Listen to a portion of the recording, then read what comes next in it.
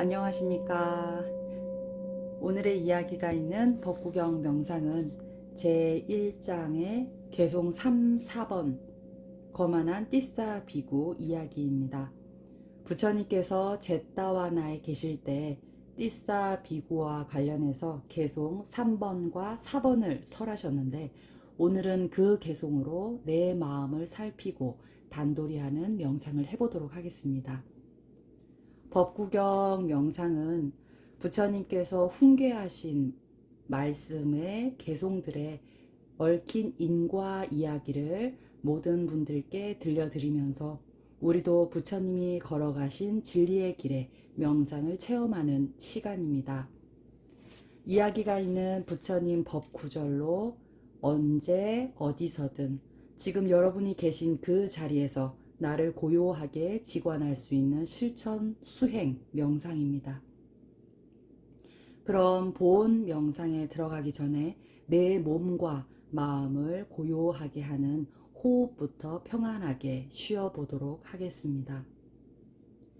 호흡 명상의 몸의 자세에 대해 안내 말씀 드릴게요. 편안하고 조용한 공간에서 바른 자세로 앉아봅니다.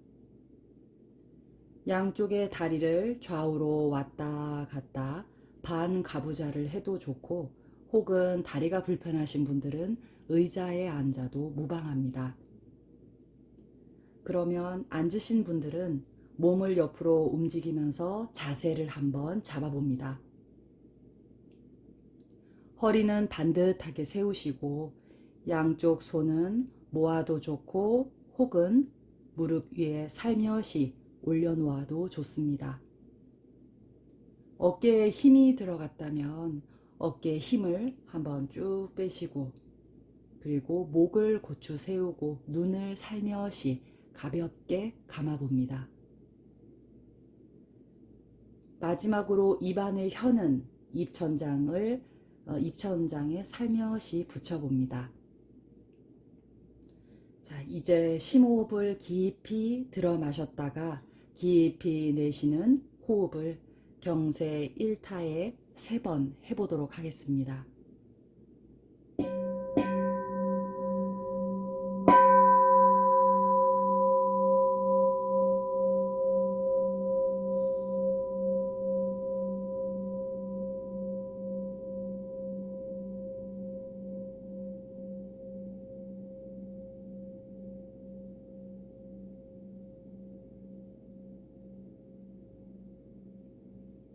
이때 코끝이나 인중 부분, 그리고 아랫배, 이 세 곳에 주의력을 두어 봅니다.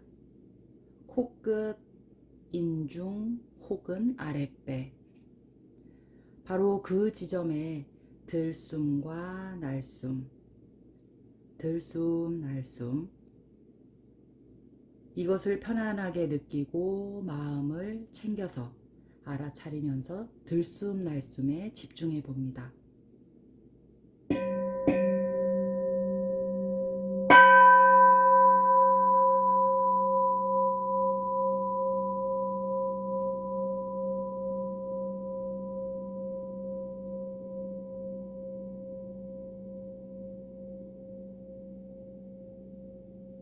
이때 호흡은 인위적으로 조절하진 마시고 전적으로 자연스럽게 내 몸과 마음을 이완하는 느낌으로 자연스럽게 해봅니다.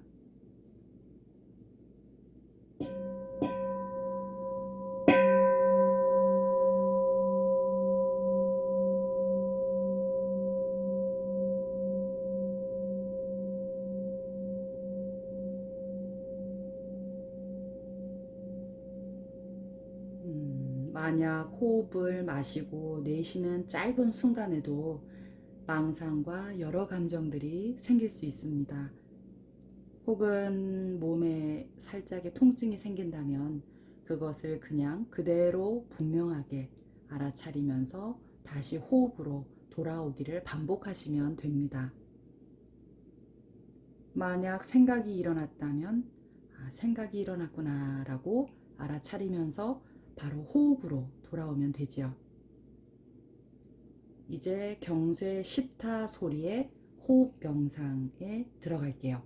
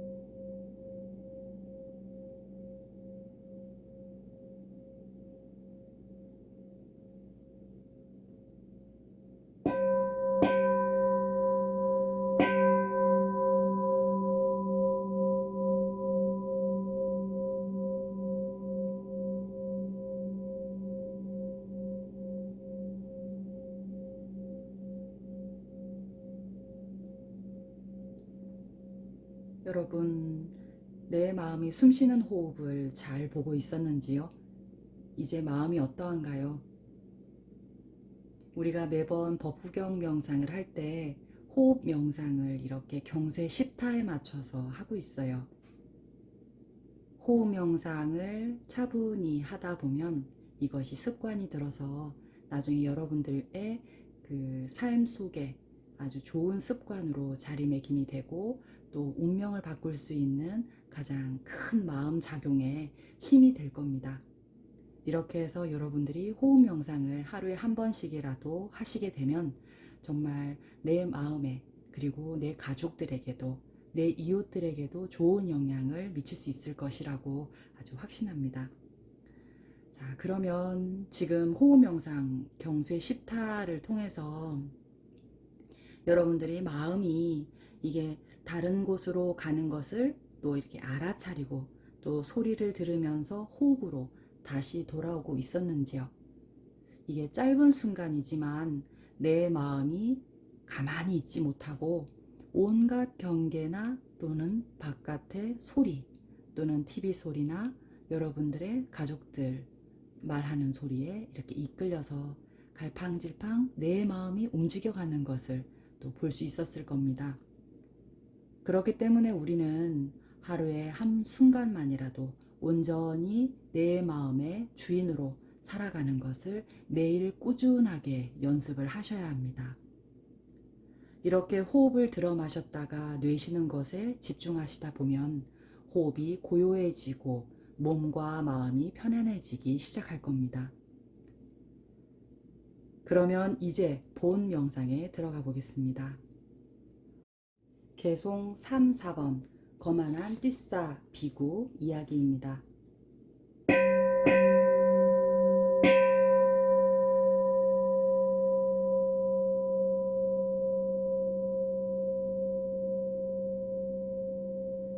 그가 내게 욕을 하고 나를 때리고 나를 패배시키고 내 물건을 훔쳤다. 이렇게 앙심을 품는다면 그 원한은 고요해지진 않으리라. 그가 내게 욕을 하고 나를 때리고 나를 패배시키고 내 물건을 훔쳤다. 이런 생각을 품지 않으면 그 원한은 고요해지리라.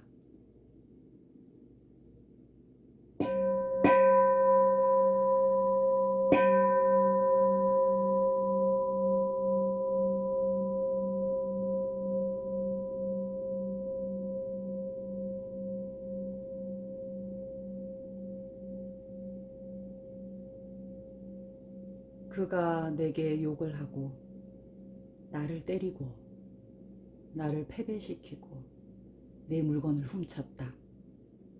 이렇게 앙심을 품는다면 그 원한은 고요해지지 않으리라. 그가 내게 욕을 하고 나를 때리고 나를 패배시키고 내 물건을 훔쳤다. 이런 생각을 품지 않으면 그 원한은 고요해지리라.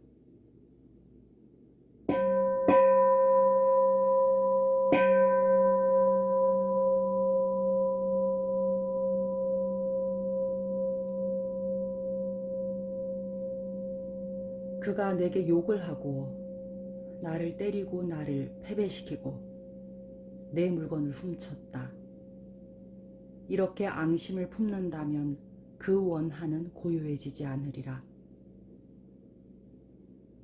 그가 내게 욕을 하고 나를 때리고 나를 패배시키고 내 물건을 훔쳤다.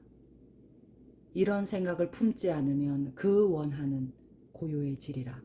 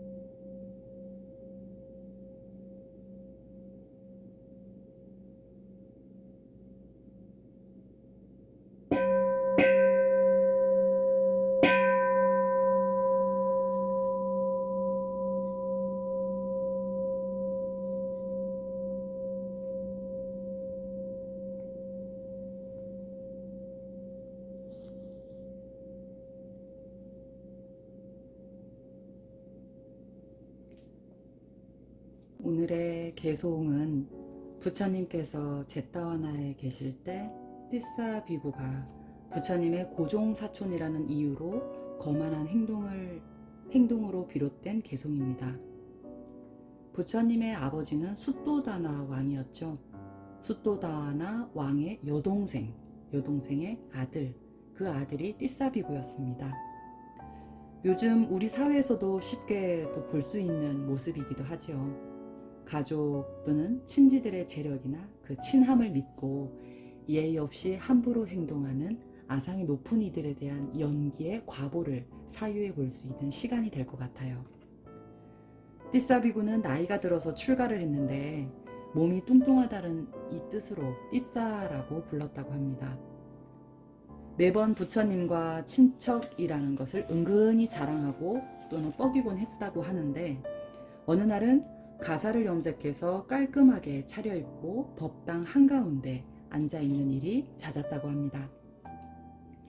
어느 날 제타와나에 도착한 비구들이 부처님을 뵈려고 법당에 들어왔다가 띠싸 비구를 봤다고 합니다. 그런데 띠싸 비구는 가출가를 했는데 나이가 있는 탓에 가사까지 깔끔하게 입고 법당 한가운데서 명상하는 모습은 그야말로 아주 큰 스님, 즉 대장로 같아 보였다고 합니다. 그래서 비구들은 그에게 다가가 다리를 주물러 드리면서 아랫사람의 예의를 갖추었고 침묵으로 띠싸 비구는 당연하다는 듯이 받아들였죠. 삼보의 귀한 승단은 계율이 있습니다. 세속의 나이에 관계없이 출가한 시점부터 범납 또는 승납이 시작됩니다. 나이가 50살이 되어도 먼저 출가한 20대 스님에게 깍듯하게 법의 예의를 다해야 하죠. 그런데 이제 이때 띠싸 비구에게 오래된 젊은 비구가 묻습니다. 즉 범납이 아주 많은 젊은 비구가 띠싸 비구에게 질문을 하죠. 스님은 몇 안거를 보내셨습니까? 그러자 띠싸 비구는 나이가 들어 출가하여 아직 한 안거도 나지 않았습니다. 이 말을 들은 젊은 비구는 대뜸 이 오만한 띠싸 비구를 꾸짖으면서 대선배 비구들을 보고도 오늘 삼배를 올리지도 않았고 그리고 조금 전에 다리를 주무르며 아랫사람의 예의를 갖춘 비구 스님들에게 또 침묵으로 응락했다는 것에 조금의 양심의 가책이 없는 띠싸 비구를 보고 호되게 아주 모욕을 주었답니다. 하지만 띠싸 비구는 크샤트리아 계급의 우월감을 드러내면서 거만하게 응대합니다. 아니, 내가 누군지 아느냐? 왕족으로서 부처님과 사촌이다. 부처님을 못 만나게 쫓아버릴 수도 있다고 그들에게 협박을 하죠. 여러분, 인도는 전통적으로 사람을 4가지 계급으로 나눈다고 합니다. 바라문, 크샤트리아는 왕족이고 그리고 귀족이라고도 할 수 있죠. 그리고 3번째 바이샤, 그리고 4번째 수드라는 천민입니다. 부처님은 인간을 계급으로 나누어 차별하는 그 당시 2500년 전의 인도 사회에서 누구나 성불한다는 시류불성, 즉 요즘 말로 치면 혁명 운동가였죠. 이에 비구들은 띠싸 비구가 홀로 부처님에게 갔다가 무슨 말을 어떻게 할지 몰라서 그를 따라 함께 부처님께 갔죠. 부처님께 찾아간 띠싸 비구는 눈물을 흘리면서 비구들이 자신에게 모욕감을 안겼다고 이야기를 합니다. 그러자 부처님은 일어난 연기를 하나씩 물어보시죠. 승납이 높은 비구들에게 일어나 인사하고 공손히 맞이하지도 않았고 또 시중을 들지 않으면서도 법당에 앉아 있을 자격이 없다고.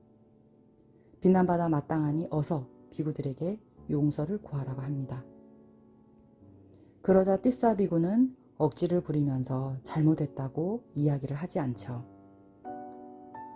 이에 부처님께서는 띠싸 비구의 과거 전생도 이와 똑같았음을 이야기를 해주십니다.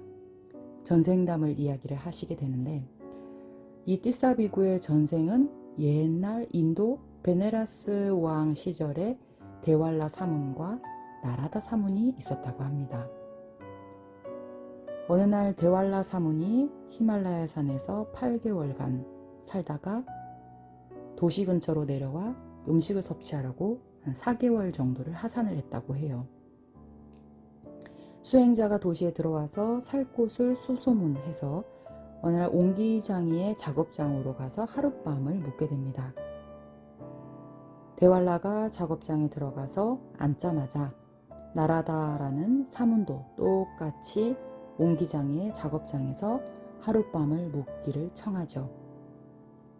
그러자 옹기장이가 먼저 들어온 대왈라에게 허락을 구해서 승낙을 먼저 받아야 된다 하면서 그 둘을 인사를 시키는데, 어느 날 이제 그 순간 이제 잠을 잘 시간이 되자 캄캄한 방 안에서 나라다는 먼저 들어온 대왈라가 누운 곳과 문의 위치를 주의 깊게 살펴보고 자리에 누웠어요.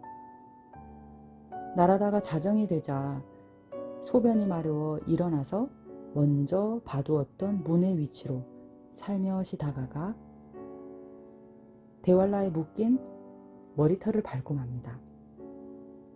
그곳에는 대왈라가 누워있던 자리가 아니었는데 이상했죠. 대왈라는 대뜸 아니 누가 내 머리를 밟느냐 라고 소리를 치자 나라다는 이상하게 여기면서 어쩔 줄 모르고 사과를 합니다. 그러나 다시 대왈라는 나라다를 괴롭힐 궁리를 하죠. 나라다는 용변을 보고 다시 들어오는 출입문에서 반대쪽으로 대왈라가 없는 곳으로 지나치는데, 이번에는 대왈라의 목을 밟고 맙니다. 심술궂은 대왈라는 나라다가 용서를 구했음에도 저주를 내리죠. 태양이 내일 새벽 지평선 위로 떠오를 때 그대의 머리가 7조각으로 갈라져 버릴 것이다. 이에 나라다는 대왈라의 어이없는 처사에 본인도 반대로 저주를 내립니다. 태양이 내일 새벽 지평선 위로 떠오를 때 죄 있는 사람의 머리가 7조각으로 갈라져 버릴 것이다. 이렇게 대왈라와 나라다, 이 두 분의 저주가 함께 있었죠. 이 대왈라보다 나라다는 좀 신통력이 더 뛰어났다고 합니다.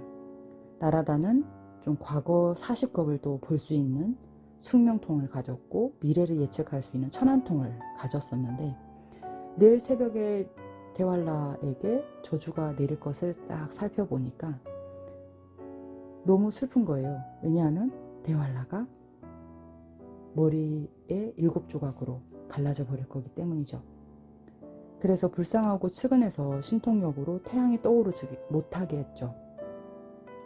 태양이 떠오르지 않자 그 나라의 시민들과 왕이 놀랐고, 결국 이 사실을 사문들에 의해 일어난 일임을 왕이 알고 난 후에 저주가 풀리기를 간청을 하지만, 결국은 이 방침이 대왈라가 나라다에게 용서를 구해야 하지만 저주가 풀리고 그리고 파멸에서 벗어날 수 있음을 알게 됩니다.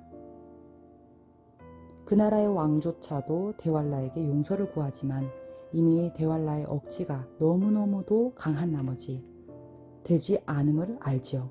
그래서 할 수 없이 대왈라의 손발 그리고 목, 복부 부분을 붙잡게 해서 호수로 데려가 진흙 덩어리를 머리에 이고 목까지 물에 잠기게 합니다.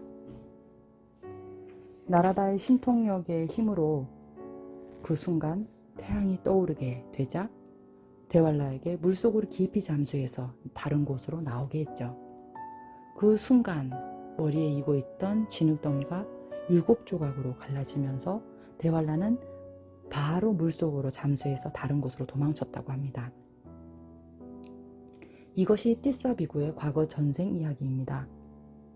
부처님은 그때 왕은 바로 지금의 아난다이고, 대왈라는 지금의 띠사이고, 나라다는 지금의 나 열애라고 하셨습니다.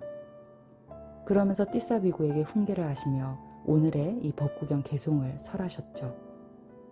여러분, 오늘의 개송 이야기는 여기까지입니다. 우리가 띠사비구를 통해 나를 반성할 수 있었나요? 사실 실생활에서 일어날 수 있는 사연들이죠. 한번 연습해 보아야 될 것 같습니다. 여기 지금 이 순간에 나에게 일어나는 감정을 잘 살펴보세요. 오늘 띠싸비구처럼 모욕감을 느끼거나 누가 나를 욕했다거나 혹은 누가 내 물건에 손을 댔다거나 하는 생각이 드는 순간 바로 그 생각을 스스로 직관해야 합니다. 이것이 바로 부처님이 되는 길이지요. 직관이란 그칠지 내 마음을 보는 관입니다. 스스로 감정이 불뚝 일어날 때 바로 멈추어서 그치고 그 마음을 보아야 합니다. 미워하는 감정이 일어나 상대에게 앙심을 품는다면 그 원한은 습이 되고 업이 되어서 끊임없이 반복, 윤회하면서 몇 생을 이어갑니다. 여러분, 스스로 직관해야 합니다. 상대방에게 만약 모욕감이 들었다면 그 모욕감을 느끼는 나를 바라보세요. 그리고 순간 호흡 3번 크게 하십시오. 들숨 날숨, 들숨 날숨, 들숨 날숨. 사실 손바닥은 마주치면 소리가 나죠. 하지만 마주치지 않으면 소리가 나지 않아요. 상대방을 겨냥하는 내가 있다면 반드시 소리가 납니다. 나를 내려놓으면 상대방도 어느덧 사라지지요. 마주치려고 하는 모욕감을 얼른 알아차리시면 내려놓으십시오. 물거품처럼 일어나는 그 마음을 내려놓고 고요하게 하지 않으면 끊임없이 나에게 2번째 화살, 3번째 화살이 날라옵니다. 스스로 84,000 마군이 나를 휘어감기 때문에 고통스럽죠. 그래서 우리는 매일 스스로 직관하고 순간순간 늘 깨어 있어야 하고 또 평소 생활의 삶 속에서 항상 고요함을 유지해야 되는 것이지요. 오늘 개송을 마지막으로 한 번 더 독송하고 또 여기에서 명상을 마치도록 하겠습니다. 다음 주는 4번째 개송으로 또 만나 뵙겠습니다. 그가 내게 욕을 하고 나를 때리고 나를 패배시키고 내 물건을 훔쳤다. 이렇게 앙심을 품는다면 그 원한은 고요해지지 않으리라. 그가 내게 욕을 하고 나를 때리고 나를 패배시키고 내 물건을 훔쳤다. 이런 생각을 품지 않으면 그 원한은 고요해지리라.